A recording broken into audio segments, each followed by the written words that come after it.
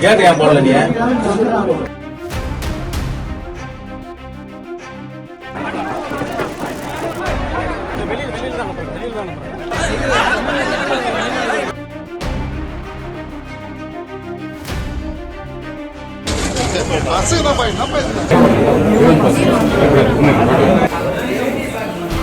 காலை முதலே பார்த்தோம் என்றால் இந்த விவகாரத்துல மாறி மாறி தகவல்கள் வெளியாகி இருந்தது. நேரில் பார்த்தவர்கள் அனைவருமே இது ஒரு இன்டர்லாக் செய்யப்பட்ட ரயில்வே கேட் எனவும் தாமாகவே ரயில்வே கேட் மூடி இருக்க வேண்டும், ஆனால் ரயில் வரும்போது கேட் மூடப்படாததால தான் சம்பந்தப்பட்ட அந்த பள்ளி வேனானது தண்டவாளத்திற்கு சென்றதாக எல்லாம் சொல்லியிருந்தார்கள். இதற்கு ரயில்வே தரப்புல முதற்கட்டமான விசாரணையில மறுப்பு என்பது அளிக்கப்பட்டிருந்தது.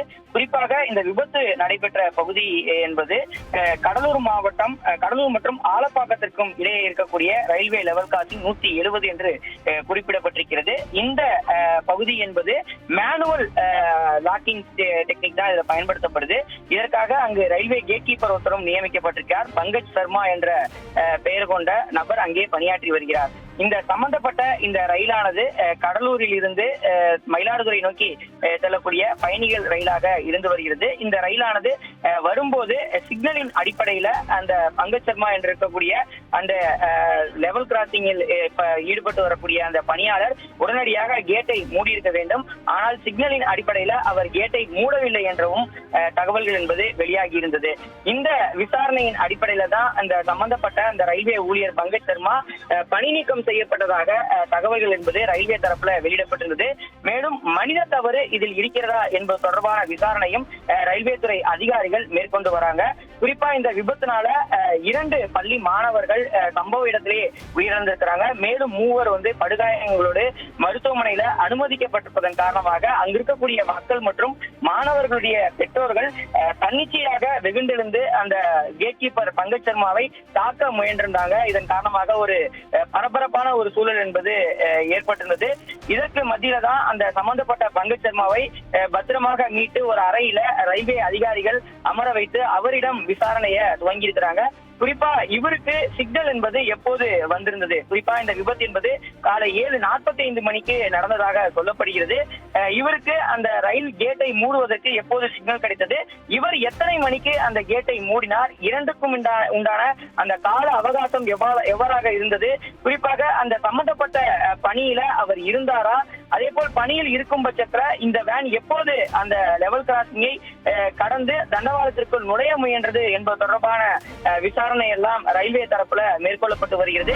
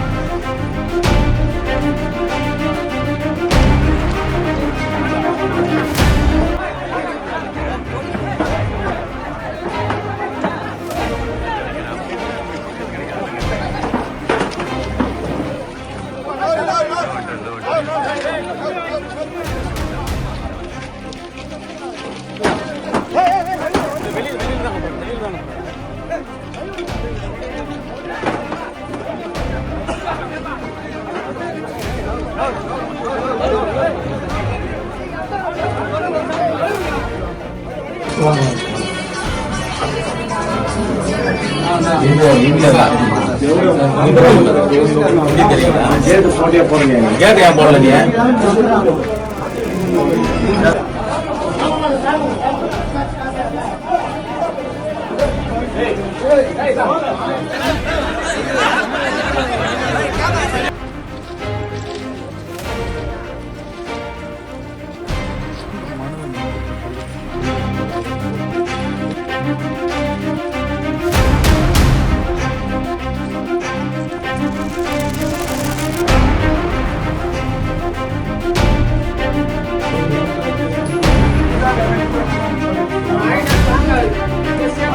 Hey,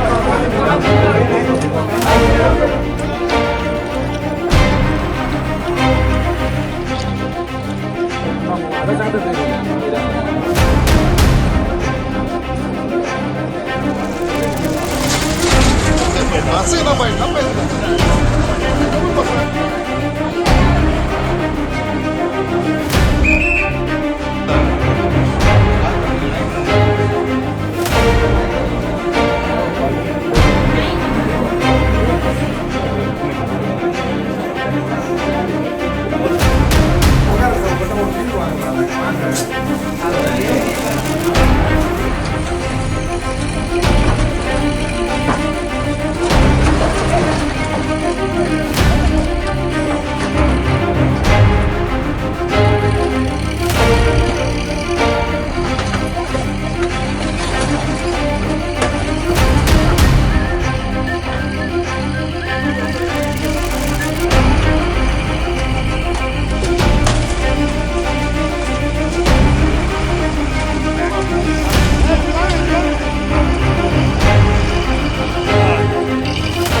ட்ரெயினில் எந்த வித ஆரணும் வரல, எந்த வித இன்டிமேஷனும் வராமல் வந்ததுனால கேட் போடல அப்படின்றத வண்டி வந்தது. அந்த வண்டி வந்தப்போ அந்த சேம் அந்த ட்ரெயின் வந்து அடித்து ஒரு 50 மீட்டர் கிட்ட இழுத்துட்டு போயிடுச்சுண்ணா. 50 மீட்டர் இழுத்துட்டு போய் அது ஸ்பாட்லேயே பார்த்தீங்கன்னா ஒரு பையன் ஸ்பாட் அவுட்டு, ஒரு பொண்ணு உயிரோடு இருந்தது.